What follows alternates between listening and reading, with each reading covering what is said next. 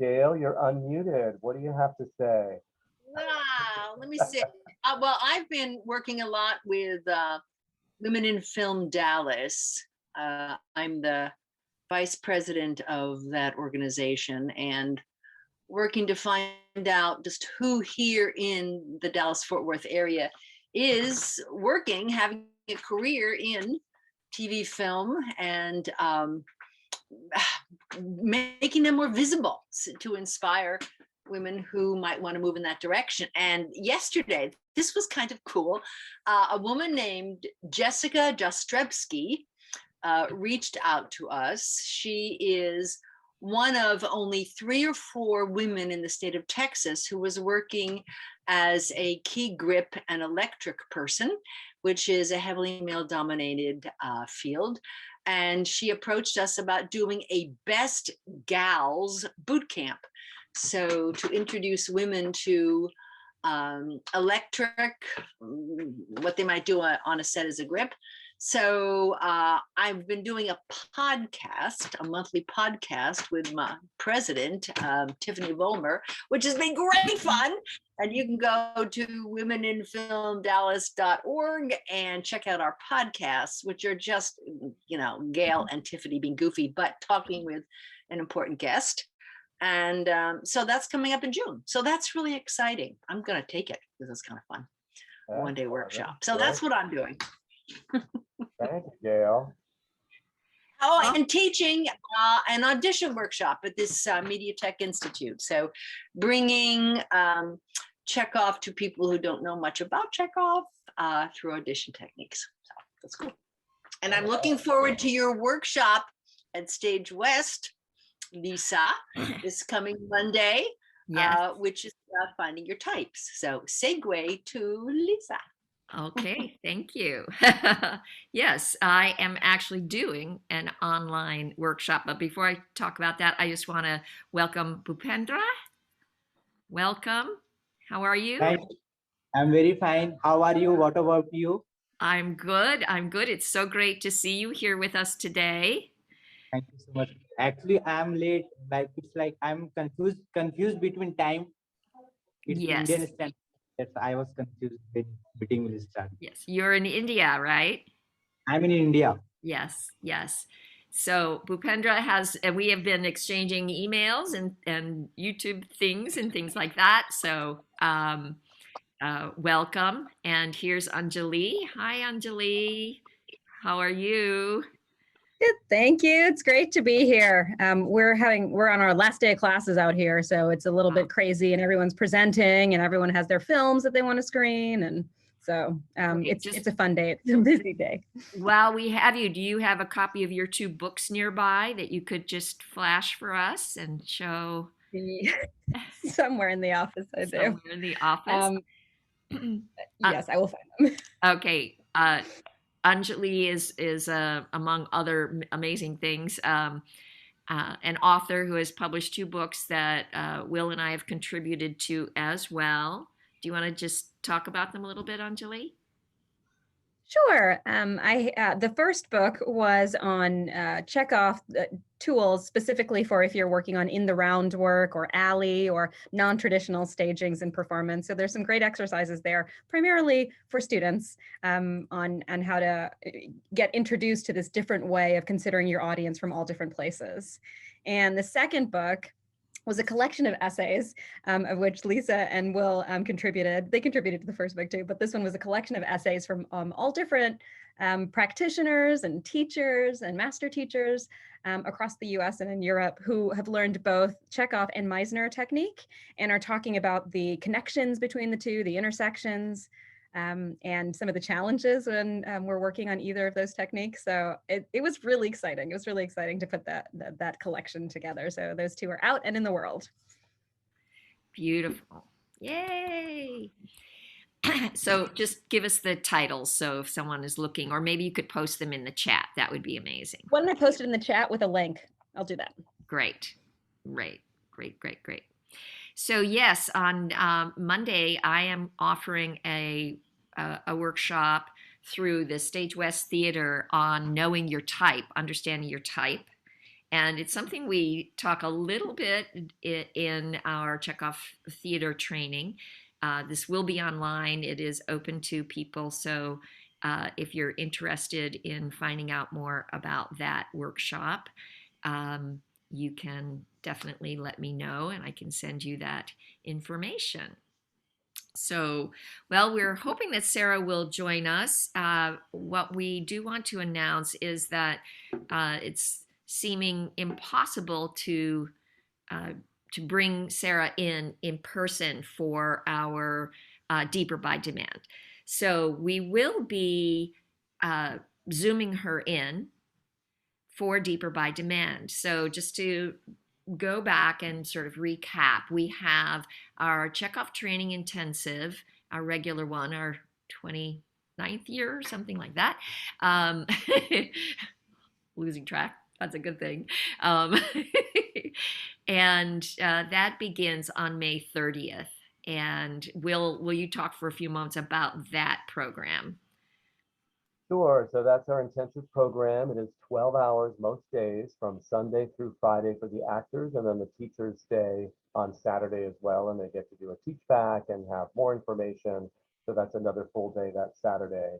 And it's here at my institution. We have a beautiful big rehearsal room, and we have rectangles on the floor so everybody can keep their social distance, and we will work in masks. I believe most of the people that I've heard from have been vaccinated, as the teachers have, but we're still able to do it safely as we did in Florida in January.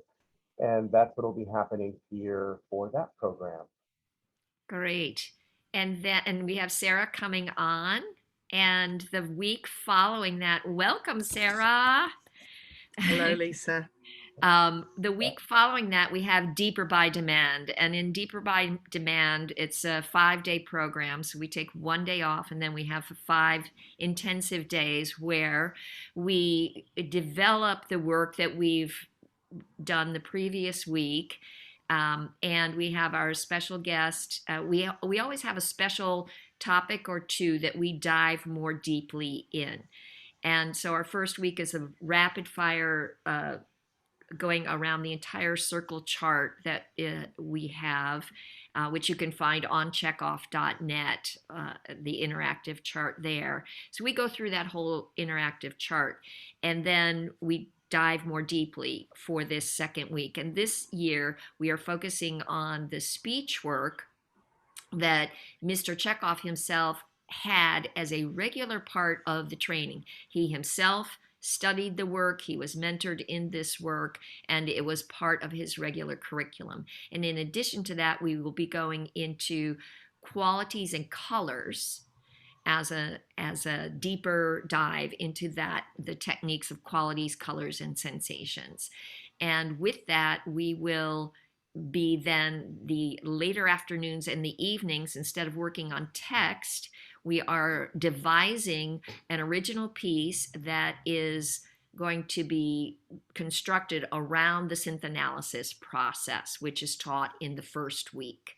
So that is all part of that. And that week is required for actors and directors who are getting certified, so that they know how to work with devising, how to use synth analysis with it. And so we will, I'm going to pass it over to Sarah and welcome Sarah. I'm so happy that you're here. So say hi. Hi, everybody. Good to see so many faces. Sarah, love you. Hello, is that Janice? Yes. Yes, I can't Janice. see you. I don't have my picture on because I'm out in the sunshine. It's too bright. Okay. Okay. I'll put it on for a second. Good. Hello, good to see you. You look beautiful. Thank you. Thank you so much. Yeah. Am I? Yes, I'm not muted. I've That's got you. good. You sound great. I've got you on Spotlight so everyone can, so you're featured for everyone. And Sarah, it would be wonderful if you might share with us a little bit. I guess I could remove this, just give everyone a little bit of context. Mhm. In my relationship with Sarah goes back to 1993 or 92, sorry, 1992, when we met at the first international Michael Chekhov workshop in Berlin. And then we traveled to Russia, and then she was the artistic director of the third international workshop in the United Kingdom. And we have been dear friends and colleagues and gone through the mill together and quite a bit. I have my granddaughter here today, so you might hear a little activity in the background. And Sarah is currently in Berlin working with the people that actually created that first Absolutely. international workshop. Yeah. And Sarah is the foremost renowned worldwide master teacher of speech and Michael Chekhov. So she's thoroughly trained in the Michael Chekhov technique, and she is highly, highly, highly deeply trained in the vocal production based on Rudolf Steiner's work. So Sarah, if you would take it over, and if at any point you want to get us up on our feet for a little bit and try something, that would be cool. Yeah, I have to just say I'm at 7 o'clock. It's now about 6:15. My students are preparing their final run through before the dress rehearsal of a shortened version of As You Like It. So I will be here. I have to say very briefly, I need to warm them up by 7 o'clock. That's the way the day has unfolded. So you'll have to excuse me if I leave in about 20 minutes, and we'll see if that leaves enough time. That's perfect. So, okay. Perhaps a few words about this speech technique. For those of you who've not come across it so far, it's unusual in that it doesn't focus on the physical instrument and what we're doing with that, although we do work with breathing and we do work with articulation, all the sort of standard things that you would expect that an actor needs to master in order to be able to speak on a stage or for camera or for wherever, in whatever circumstances. Rudolf Steiner said it's rather a one-way street, focusing on the physical speech instrument. He says, rather focus on the thing that we're doing itself, on speech. And he says, and there are a couple of other things I'd like to add to that. And what does that mean, focusing on speech? Well, of course, we could say we all focus on speech when we're preparing to play a role or whatever we're preparing to do.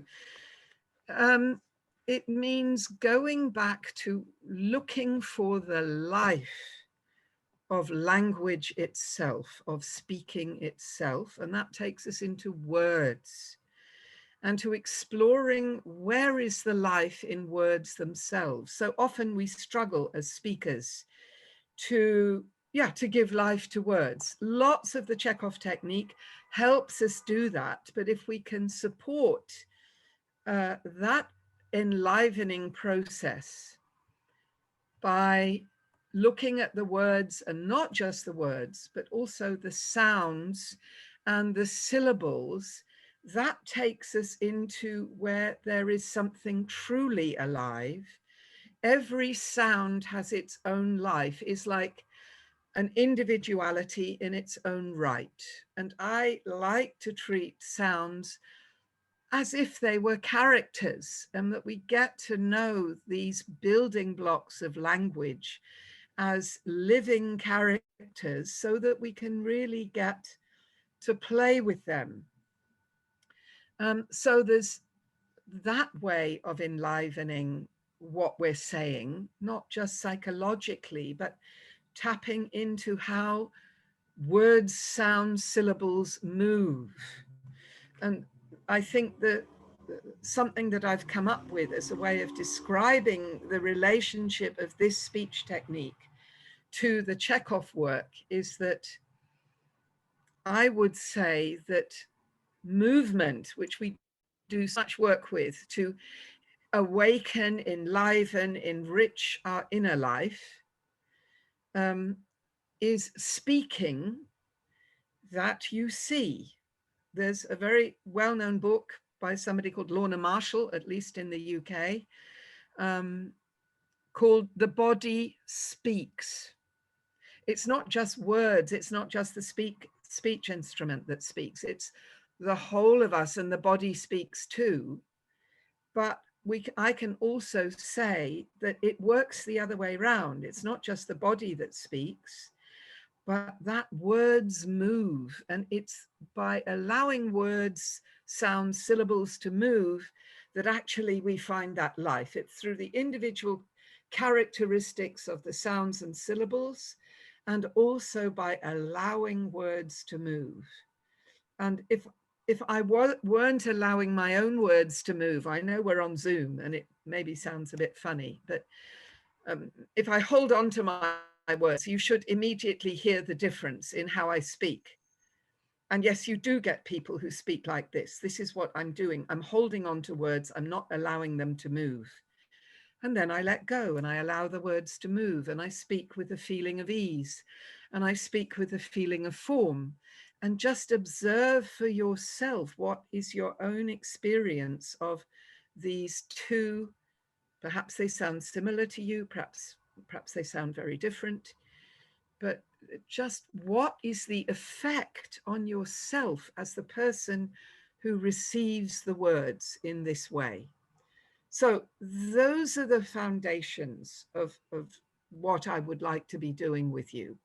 Just allowing words, sounds, syllables to move, and to finding the life of those words. Yes, somebody's been kind enough to put in the title of that book, The Body Speaks by Lorna Marshall. Yeah. The second thing that we want to address is, I mean, this is all based in Steiner's work, which he began for teachers with his wife 100 years ago. But in 1924, it was one of the last courses of lectures that he gave. He finally gave in to the requests from a lot of actors to give some insights into the life of the stage. Of course, film was only just beginning in those days.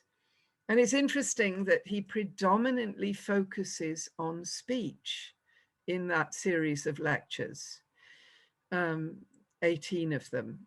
But what he gives us is something to help create character, which is using sounds as tuning forks to create characters. And Lisa and I have had a conversation about that this would be something exciting, certainly for me to do with you, to find out.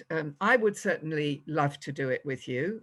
It's not something that I get the opportunity to work on very often as a teacher of what is called creative speech.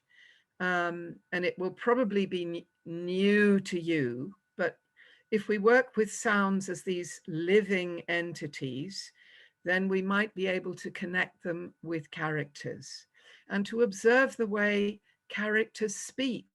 What sounds do they use? How do we find those sounds that can become tuning forks for performing a character? So we're linking very much the Chekhov work with this speech work. And that's something I'd be very interested in exploring. So my first work was with speech. I began it as a child for lots of very superficial reasons in a way, but it's something that's accompanied me through my whole life. But I really wanted to act, found the Chekhov work, and I love building the bridge or the various bridges between the Chekhov work and the speech work. They are absolutely there to be built, those bridges, so that one becomes the other in a different medium. And perhaps that's as far as I will go right this moment.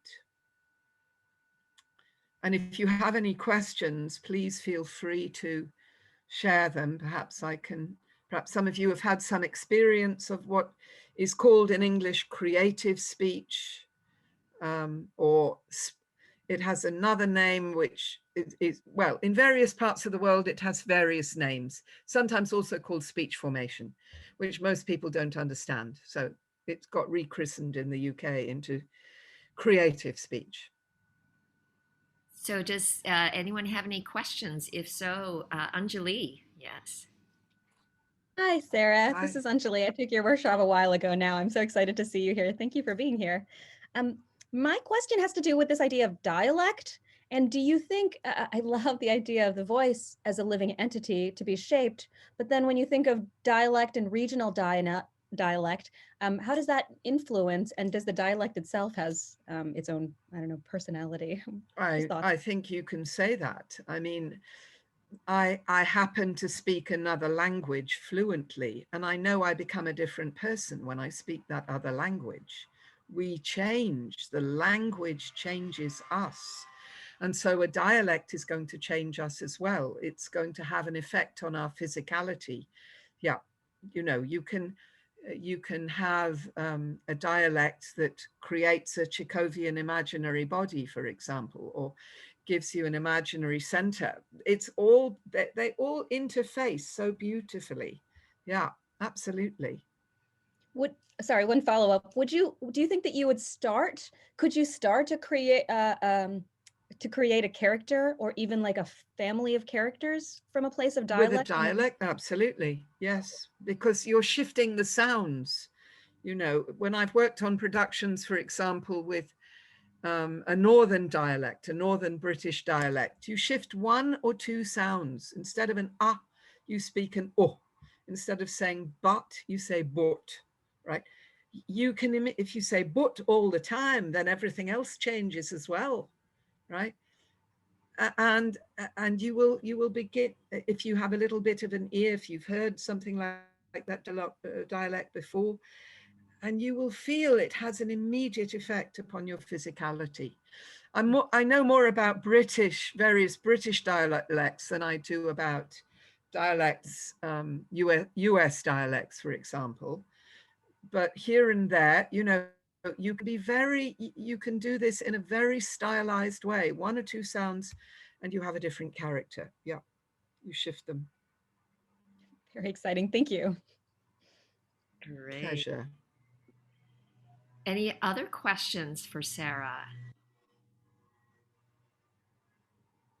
Sarah, would you like to lead us in just a little something for a moment before you? Well, let me. I need to look at the time. Yeah. I don't even have a clock near me at the moment, so I've got to get out of. 27 after. Lisa, will you I will lynch me, release because you. I'm supposed to be back Yes. in 7 minutes, and I have to go down 5 flights of stairs. You remember, and then I've got to go up 5 flights of stairs. You Oh, yeah. remember where the Chekhov studio is? Yes. On the top floor of a building in the center of Berlin. Yes. And I've got to lead a warm up, so I'm afraid I'm going to have to leave you to today. I'm really sorry. Yes. I found the link in my other email address, expecting to find it in the first one. That's why. So Sorry. I apologize, but for those of you who can make it in June, that's right, sorry, in June. Yeah, well, they're coming close to the end of their process, and me too. So I look forward to hopefully seeing some of you in June. And We love you, Sarah. was that Janice again, invisibly? Yes, it Love was. you. Janice and I also go You're back. awesome. Well, I look forward to seeing some of you, if not all of you, then later in a month or so. So thank you for understanding that I have to go, and go with ease. I shall. Thank you. Bye-bye for now. Bye-bye. Now, find the way out. There we are. Well, thank you, everyone.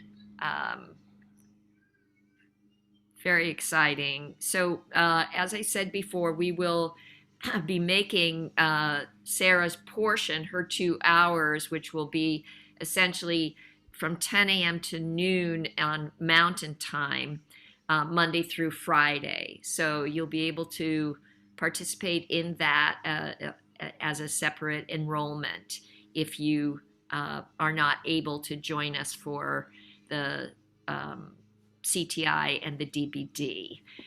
There are still some spaces available for both of those programs if you're still interested in enrolling in those. But that Sarah's portion is the only portion that will be online. So we wanted to talk today about the concept of intimacy coordination as well. And so so we have Rick joining us here.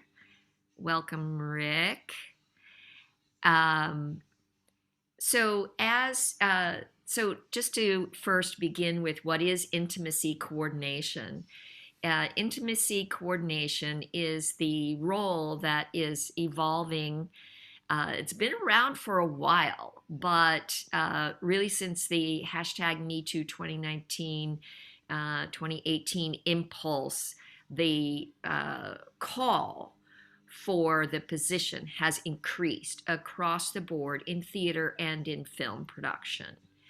And so the job of the intimacy coordinator is, there are several capacities. The first capacity is to be able to help the actors who need to engage in any level of intimacy, whether it's a simple pat on the head, or a sex scene, or a first kiss, or holding hands, whatever it is, anything that brings emotional or physical intimacy together can be guided by an intimacy coordinator. And the intimacy coordinator's job is to assess, communicate with the actors involved, to find out how to find out where they stand in terms of their anxiety levels, their emotional relationship to the scene and to the tasks being called forth, and to take that information and help provide them with the tools and the means to address any levels of anxiety and to help them be able to feel safe in executing the demands of the production. So it could be a violent, intimate scene. It could be a tender one, and anything in between. Another task which precedes essentially the task of working with the actors is communing with the production end, the director, if there's a cinematographer, the cinematographer, so that they find out what the needs of the production are and are clear on what it is that the talent, the actors are going to need to do, so that then they can go to the talent and find out how they feel about that and help craft that. Another aspect of it is the literal, what they call the choreography. So one aspect is helping everyone concerned become comfortable and feel safe. And the other is actually the design at crafting the movement sequence that will compel the story, that will tell the story in a way that everyone feels safe and that conveys the needs of the story. Does that make sense? There. So it has been traditional that Chekhov, our Chekhov, NMCA Chekhov anyway, very fond of the world of combat. And both Will and I have a fondness for combat. And most of you know I was a professional stunt woman. And so I have a leaning toward that myself. And that the Chekhov work, one of the things that I found was that the Chekhov work allowed me to use it. I could use the Chekhov technique intellectually, you could say, without losing my scientific mind. So I could appear to be acting while always staying focused on safety first. And so Chekhov just, I think, really goes great with that, and I think it's a natural fit for intimacy coordination, and several reasons. One is our emphasis on the four brothers of art, on the feeling of beauty, ease, entirety, and form. So the understanding, we're talking about the form of intimacy, and we're talking about helping the artists acquire a feeling of ease with that form and being able to execute those forms with a feeling of the beauty and a sense of the wholeness, so that their anxiety, questions, nervousness, curiosities, awkwardnesses are able to be overcome, and so that a feeling of wholeness can be present with the process. Will, do you want to add anything in here? Well, I just want to say I've had Chelsea Page come to our university. She's one of the co-founders of the Theatrical Intimacy Education Group. And she's terrific if you ever get a chance to work with her, because I was introduced to this concept at an AFA conference a few years ago and just thought, wow, I could have used this in the past to really choreograph the scenes, as opposed to, hey, you two go at it over here, or you do this. And to me, the Chekhov tools make it so much easier, because you can say things like, now you're going to fly your legs around her, or now you're going to drag their arm. And there are just physical attributes that we work with in Chekhov that I think could really marry well with the intimacy coordination. And as I say, Chelsea, one of their mottos is something like, emotions fade, but choreography is forever, and really making it very specific. And another one of their little bylines on their site is make it less weird. Like Lisa was saying, make the actors feel comfortable about what they're doing. And particularly when you're working with young students, I mean, that's awkward for them at this stage in college and of development. So I think to know the Chekhov technique and be able to use the tools to then choreograph the intimacy would be incredibly helpful. Great, thank you, Will. And before I continue, I'm going to talk in a moment about what the Screen Actors Guild is working on, but in terms of certifying intimacy coordinators. But I'd love to open this up to any conversation, any experiences you've had with intimacy, questions, challenges, or thoughts. Anyone? Mary, yes. I had the briefest of work experience with Ashley White, who is one of 24 intimacy coordinators that was certified by Intimacy Directors International. And she's in North Texas. She's the only one from Intimacy Directors in North Texas. But I had her come do some lecture work with my students.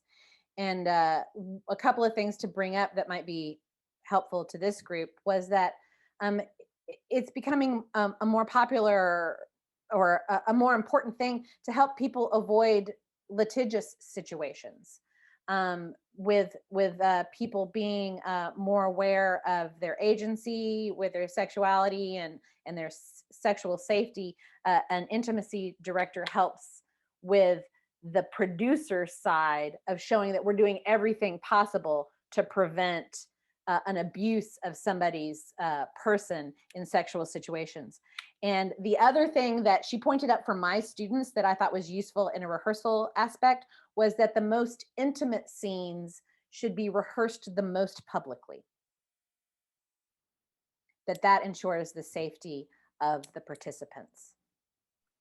Great. Yes. So there's more witnesses to make sure. Yeah. Great. Anjali had a few comments that you can check in the chat. Kaya Dunn. She says Kaya, doesn't she? Yes, it's Kaya. Yep. Yeah, Kaya, whom I've heard speak. She's wonderful, and she works.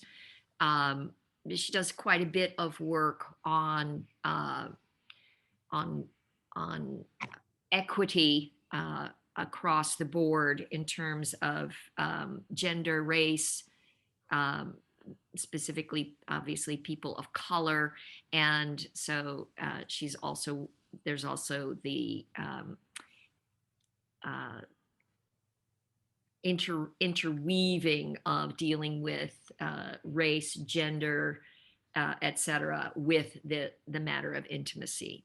So there are, yes, a number of really good people who are out there working. Any other comments or questions somebody want to make about intimacy? So I will just pop on if you do, but I want to share with the Screen Actors Guild, SAG-AFTRA, Screen Actors Guild, American Federation of Television Radio Artists, is initiating a registry, and that will have a series of guidelines that will need to be met, and it will be launching soon, and it will have a pre-registry phase and a registry phase. And what the registry will be for is for the for productions to be able to turn to as a resource to see who's on the registry, who's on the list. And these the people on the list in the pre-registry phase will be people who have completed the recommended trainings. So and then the registered level will have those people who have completed all those trainings and gone and have X amount of actual experience under their belt. They have X amount of days on the set or in the theater working with the material. And the training covers the trauma, skill sets to recognize trauma, how to work with trauma, and it includes aspects of how to story tell through intimacy, and it deals with legal issues and steps for introducing and crafting the choreography and things like that. So it has multiple phases to it that include the psychological and the physical mechanisms and the technical mechanisms of interweaving the work into the production. Some of the observations that were made by those who were developing these guidelines were, and that intimacy coordinators have observed, building a bit on what Mary said about being public, they have observed that when there's an intimacy coordinator on the set, just the presence, the mere presence of an intimacy coordinator seems to decrease the amount of offhand harmful comments, so quips and things like that are sometimes made just to lighten the tension or whatever. So there seems to be a heightened awareness for the dialogue and the care from everybody across the board. The intimacy coordinator will be working with wardrobe, with lighting, with just in every aspect, because sometimes it's the wardrobe that you're having an intimacy issue with, right? And so there are many different aspects, but that there's a greater sense of awareness just by the presence. some directors were concerned that they would feel invaded on, and they're starting to realize, very similar to that they do with the stunt coordinators, which is they wind up going, oh, you know how to do this much better than I do, and I now know that I can say to you, I want the scene to have this feel for it. You know, what are your ideas? And they feel, so there are a lot of there's a lot of unacknowledged anxiety in the production side, and in particular in men who tend to think that an intimacy coordinator is for females only, but that the men actually have anxiety about, am I going to hurt this person? Am I going to, and also, am I going to be perceived, my character, for example, an actor had to pat a boy on the head, a little boy on the head. And the implication was that he was a pedophile in the story. And he had a lot of difficulty patting the child on the head. He needed an intimacy coordinator to work with him to help him feel safe in executing what appeared to be an innocuous little gesture, right? So directors have commented that they feel much more secure knowing that their artists have someone they can go to work these things out with. And so it's they're finding it a relief and of a great help. So I want to mention that because HBO, for example, requires an intimacy coordinator on all their sets. So it's going to become an increasing field of opportunity for employment. And I just thought that was a really interesting thing. Will and I had begun talking about intimacy and Chekhov, and you know, that we feel that there's a really, really great blend with, you know, because of our focus on the ideal artistic center, on the feeling of beauty, on the awareness of positivity, and the honoring of the creative spirit of our partners, feeling of, you know, creating atmospheres, very positive work atmospheres in surrounding us with those, that it's a really great mix. So any thoughts, any questions, ideas? Hi. Hi, Sheila here. Hello. Yeah, I just want to offer something that we've been doing here at the University of Florida for a couple of years, and it got shifted a bit when we went to, you know, COVID productions. Hold on, I'm going to take a moment to lower my hand here. There we go. And that is that I've been working a lot as a stage combat artist and theatrical violence person. I've also been doing lots of intimacy work before it was called intimacy, and I think a lot of us might know Tonya, who is with IDI, Ashley, who's already been mentioned with ID. It's converted from IDI to IDC, in case you're looking that stuff up and you're like, wait, where's IDI now? It's shifted to IDC. And Mary, you might know, is it intimacy directors and choreographers, or? I mean, look on her. I don't know if it's coordinators or choreographers, but it's whatever the C is. And then Coordinators. Coordinators, thank you. And then Ty, theatrical intimacy educators and education, has been mentioned quite a bit. It's in the chat. One of the things we're doing at the University of Florida, so I don't know who's associated with a training program or university training program, is that we're really starting to look at implementing the concept of intimacy, but really consent culture in the acting classroom, in Acting 1.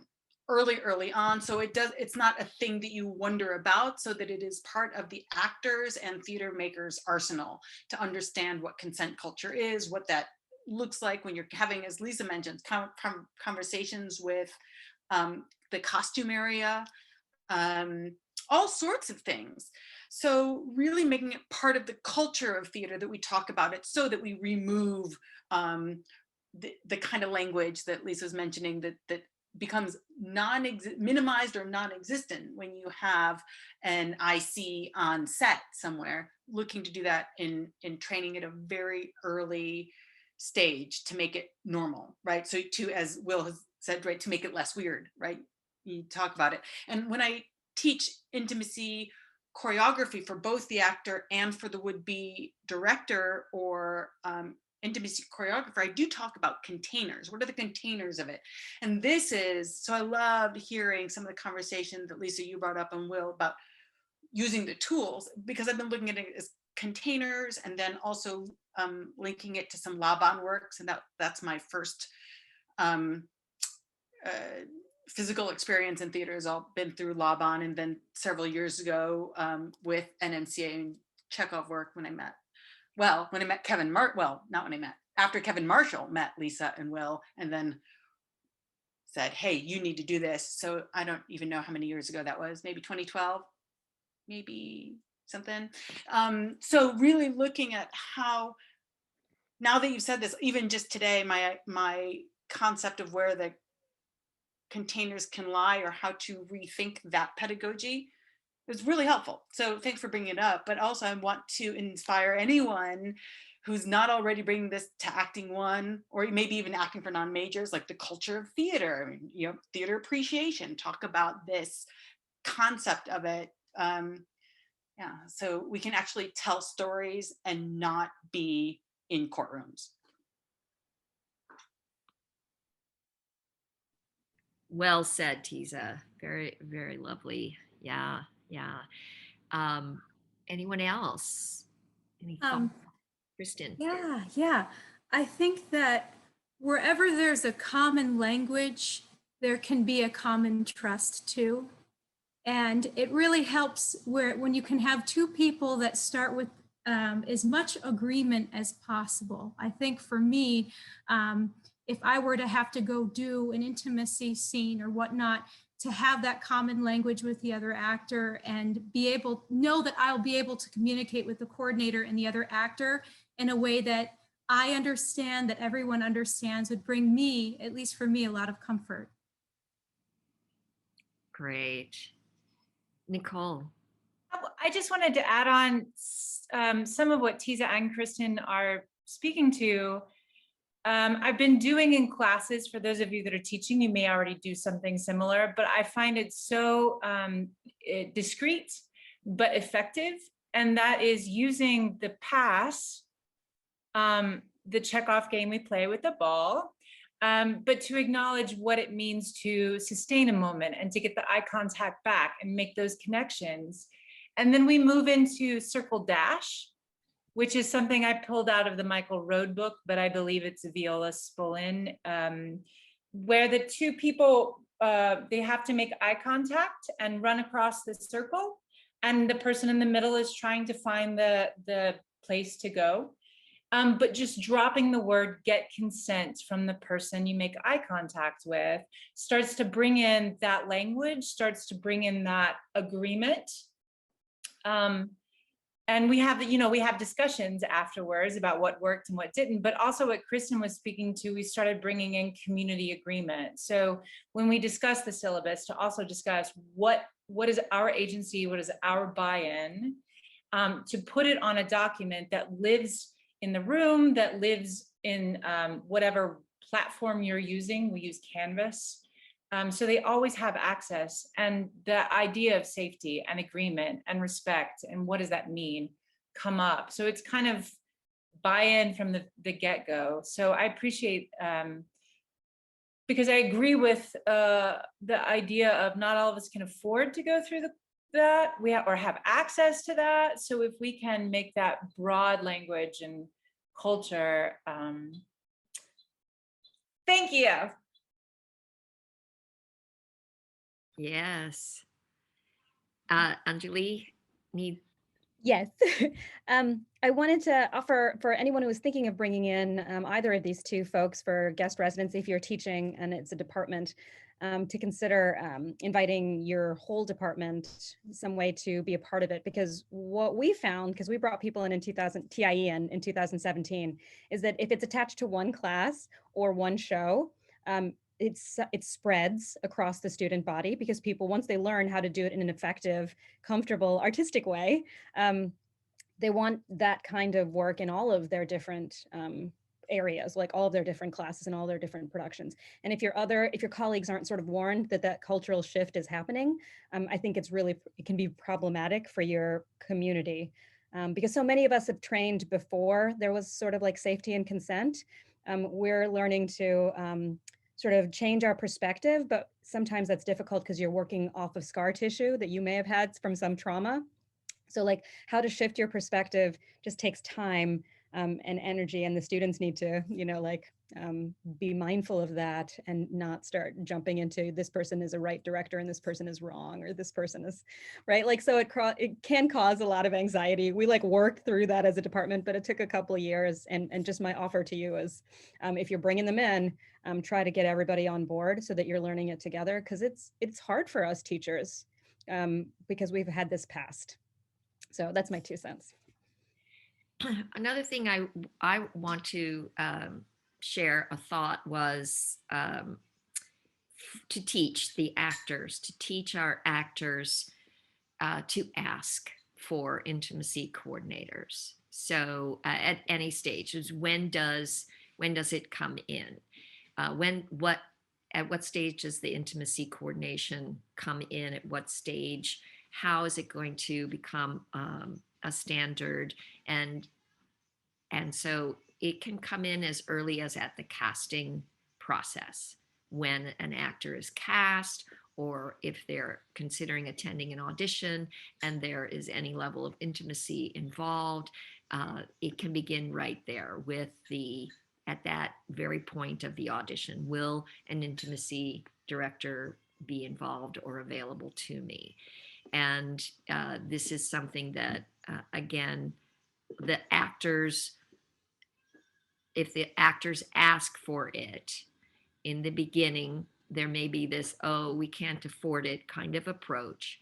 But until the actors ask for it, it's not going to become commonly accepted. So we just need to feel confident in ourselves and say, yep, I want this, and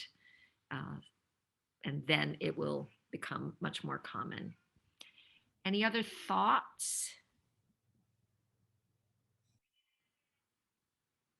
Okay, well, I know Will had to sign off because he has his test, and I'm so grateful that everyone was able to join us today.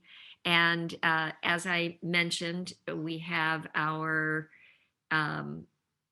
we will be announcing, because the arriving at just like the fact that Sarah's not able to physically get into the country is a new development. So we have not set up the structures. Charlie is working now on setting up the structure for enrolling for Sarah's portion of Deeper by Demand.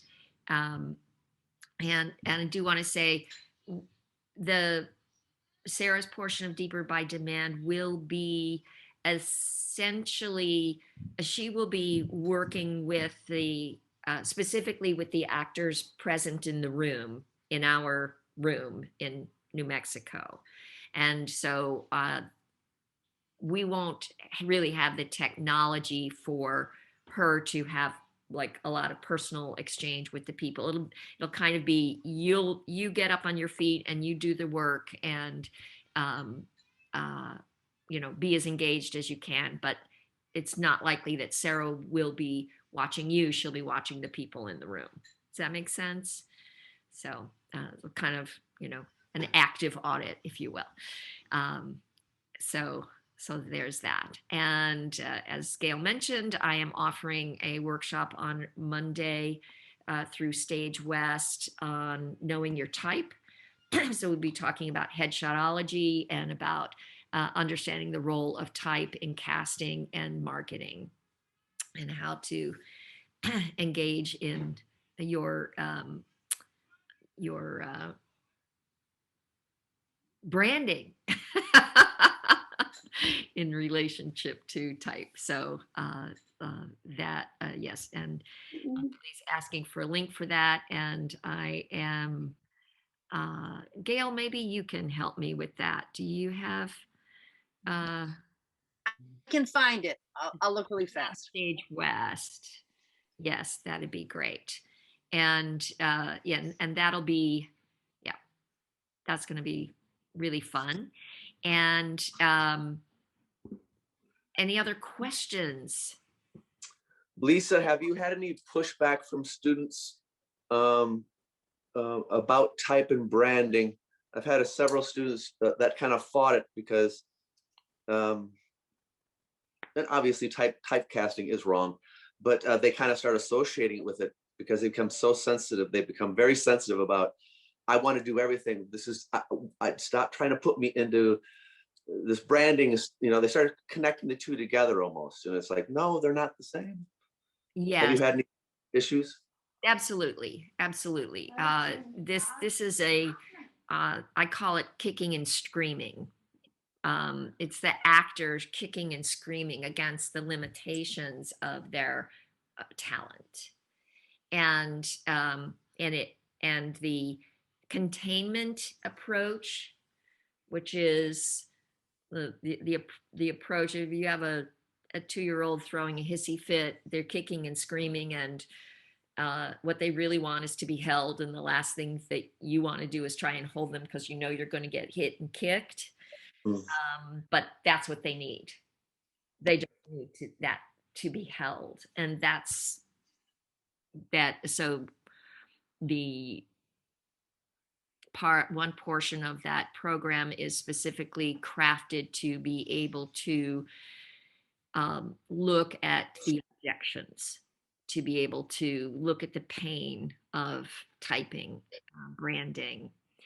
Gail, thank you. Gail has posted it in the link. I posted the link in the chat. Thank you, Gail. So branding, looking at it and detoxifying our objection to it. I don't know any actors who don't on some level have some part of them that absolutely objects to the limitation of type. Whether they want to admit it or not, there is some absolute fury around how dare they think I can't do that. And I think that's justified myself. However, if we want to understand the practicality of getting jobs, we can find the beauty. So this workshop will help us find the beauty to reframe our objections. Yeah, exactly. Thanks, Paul.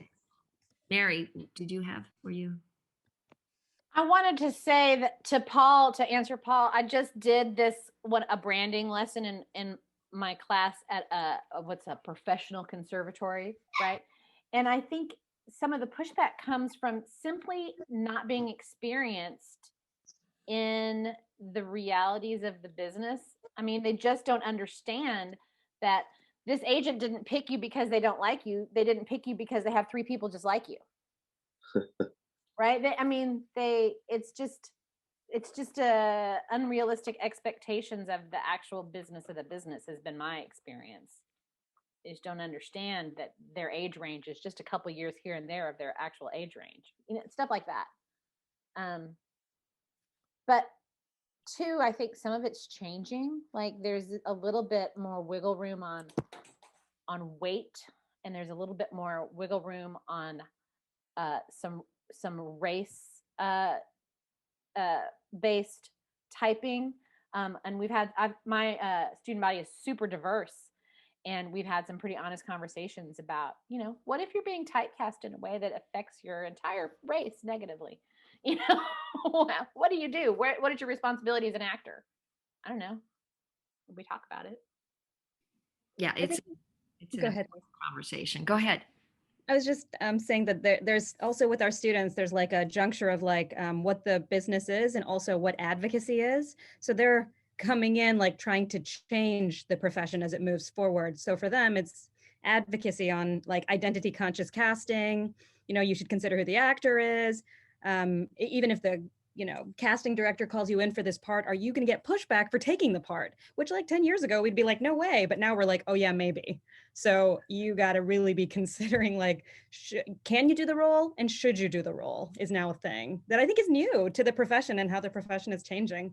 So yes, like I don't have an answer, but yes to all of that. I went to the KCACTF Region 6 because we were teaching workshops. I taught some Chekhov workshops. But I went to one of the casting directors who I've met, is really well known, so well known. His name is escaping me right now, but that question was brought up, and his reply was also the difference between stage and film. Because when he's casting for stage, he's looking for trained actors who can take direction. But film, he really wants people to look because it's faster, it's film. So I did appreciate that difference too, that I attempt to share with the students. You know, I agree with the advocacy, you know, be the change you want to see, but also understand this is the practicality of where it is right now. I have something to add to this as well. I've been taking workshops with Amy Jo Berman, who was decades a casting director for HBO. And she was, without saying, finding beauty in the branding. You know, she was leaning towards that beauty in the branding, which is this understanding that, you know, we are people, but we are also a business, and that so Starbucks started with this very specific branding of coffee and a very specific image. And once that image became popular and people knew what that was, they were able to go, I know what that is. It was able to branch out. And I think it's so wonderful to have advocacy in that respect. I can't tell you how many auditions I didn't go to when I was younger because I thought I was too heavy or too dark haired or too, you know, whatever it was. But to find the beauty in what you feel your branding is, to get that foot in the door, and just know that once you do that, that there will be more afterwards, or there can be more afterwards, and having hope. Also with the whole new social media craze and people creating their own branding, I have an actor who is making his living on Instagram right now. And what he did was he zeroed in on on what he feels his branding was. He's absolutely right about, I believe, where he put himself. And he's making more per day just online doing little videos than, you know, he is on film sets, whether working in front of or behind the camera. So again, in speaking what Lisa said, finding that beauty in the branding and understanding, you know, finding how that harmonizes with business sense. That's it. I don't need to give the workshop. Y'all can give it.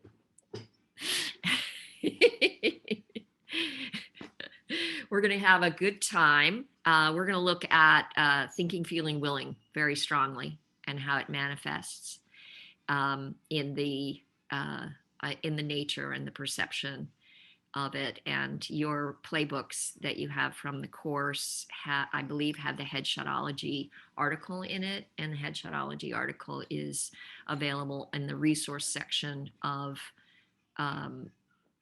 Chekhov.net. And so that we'll be talking a lot about how all that manifests, and we will take into consideration exactly what everyone has been talking about, the migration and evolution, and the change and the distinction between what is possible in terms of stage casting and what is probable in terms of film casting. So, any other thoughts? Well, let's wrap this up. We've gone a little bit over, but I'd like to wrap it up if we would get up on our feet and do, if we would, as an ensemble, unmute. And let's do the Actors March. And I will say it first, and then you can repeat it. So if you don't know it, you just repeat it with me, okay? And you can move or you can stand still. I'm gonna move around. Just a quick little expansion here. Maybe a little contraction and a little expansion. Maybe a little tap on your ideal artistic center. And imagining that in this center point, deep within your being, is a beautiful golden sun light of power, a spark of this light. It moves through you. It expands and opens and travels, and it allows you, as it streams downward, to move.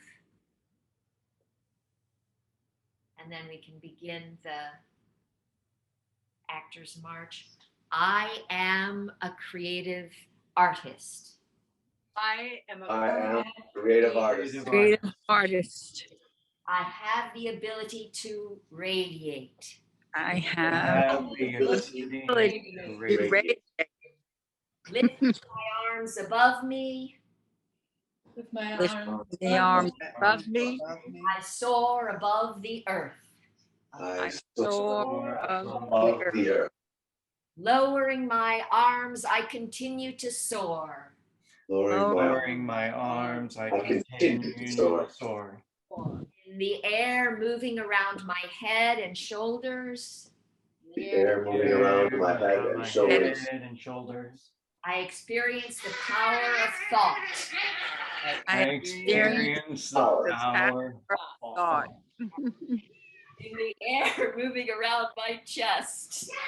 Around my chest. I experience the power of feelings. I experience the power of feelings. In the air, moving around my legs and feet. Air moving around my legs and feet. Experience the power of will. I experience the power of will. I am that I am. I am that I am. Thank you, everyone. That was so beautiful. Bless you. Beautiful. Thank you, everybody. Thank you, everyone. Thank you. Yay. Wonderful.